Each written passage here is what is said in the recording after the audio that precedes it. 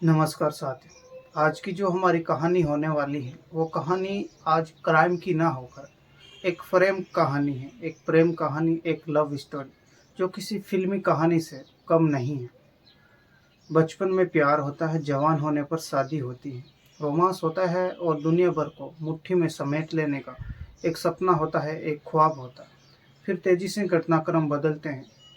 Drugs, depression और एक के बाद एक दो बेइंतहा प्यार करने वालों की मौत।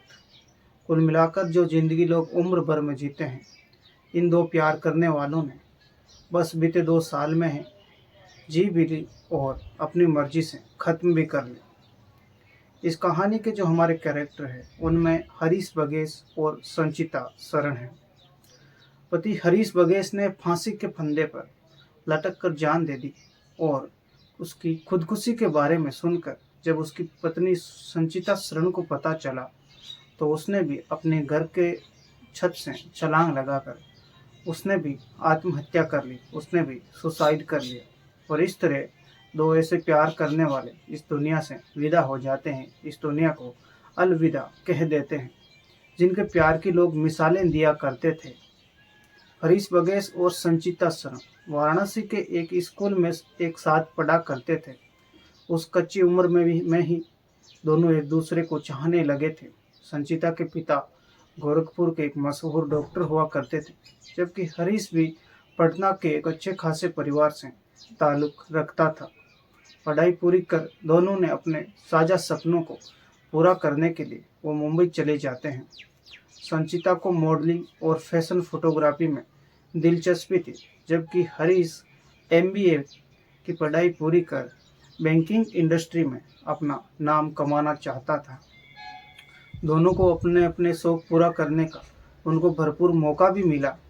संचिता मॉडलिंग और फैशन फोटोग्राफी के लिए हिंदुस्तान से बाहर लंदन, जापान और चाइना तक भी गई थी, जबकि हरीश को एक बड़े प्राइवेट बैंक में अपना करियर आगे बढ़ाने का मौका मिल जाता है।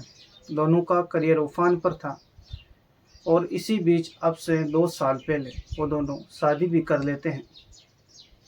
दोस्त बताते हैं कि उनकी संचिता और हरीश की शादी उनके फ्रेंड सर्किल में ऐसी शादी किसी की भी नहीं हुई।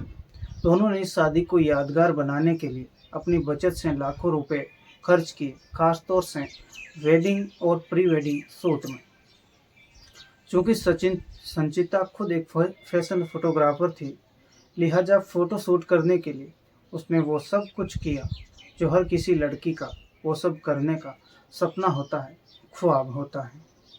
ये शादी अब से 2 साल पहले हुई। तब तक तो ज़िंदगी दोनों की सब कुछ अच्छा चल रहा था, ज़िंदगी ठीक ठाक चल रही थी। मगर अब से कुछ महीने पहले ही उनकी ज़िंदगी ने एक यू टर्न लिया। हरीश की बैंक की नौकरी चली जाती है और संचिता को भी काम मिलना बंद हो जाता है। हालात इतने ख़राब हो गए थे कि दोनों एक एक पैसे के लिए मोहताज हो गए। इसी बीच संचिता की तबीयत भी खराब रहने लगती है और दूसरी ओर हरीश बेरोजगारी और डिप्रेशन के बाद ड्रग्स का आदी हो जाता है। थक हार कर संचिता अपने पिता के पास वो गोरखपुर चली जाती हैं। क्योंकि मुंबई के खर्चे पूरे करने के लिए उनके पास पैसे नहीं थे, लिहाजा हरीश भी संचिता के पिता यानी अपने ससुराल चला जाता है। पैसों की किल्लत के चलते दोनों हर एक छोटा बड़ा काम करने को भी तैयार हो जाते हैं। संचिता बेहद कम रेट पर वेडिंग वीडियोग्राफी फोटोग्राफी किया करती थी और हरीश भी रील्स और यूट्यूब के वीडियो बनाकर पैसे कमाने की कोशिश कर रहा था। लेकिन इन दोनों से ज़िंदगी इतनी रूठ गई थी कि जो भी करते सब कुछ तो उसके उल्टा ही होता। उन दोनों को अंधेरे में भी रोशनी की कोई भी किरण दिखाई नहीं दे रही थी। कुछ महीने बीत जाते हैं और फिर एक दिन हरीश ने पत्नी संचिता और ससुर डॉक्टर रामशरण से कहा कि वो किसी काम से अपने घर पटना जाना चाहता है। मगर घर जाने के बहाने हरीश ने क्या ठानी थी कि इसका पता घर वालों को 24 घंटे के बाद चला। हरीश ने पटना जाने के बजाय वाराणसी में सारनाथ के पास एक गेस्ट हाउस था, वो गेस्ट हाउस किराए पर लिया था और वहीं रुक गया। वाराणसी में आने के बाद उसने एक रिश्तेदार को फ़ोन कर सुबह मिलने के लिए बुलाया। मगर जब सुबह दरवाज़ा खटखटाया गया तो कोई रेस्पॉन्स नहीं मिला। गेस्ट हाउस के लोगों ने रोशनदान से झांककर देखा तो हरीश की लाश पंखे से झूलती दिखाई दी। गेस्ट हाउस के मालिक ने फौरन पुलिस को सूचना दी और पुलिस मौके पर पहुंच जाती है।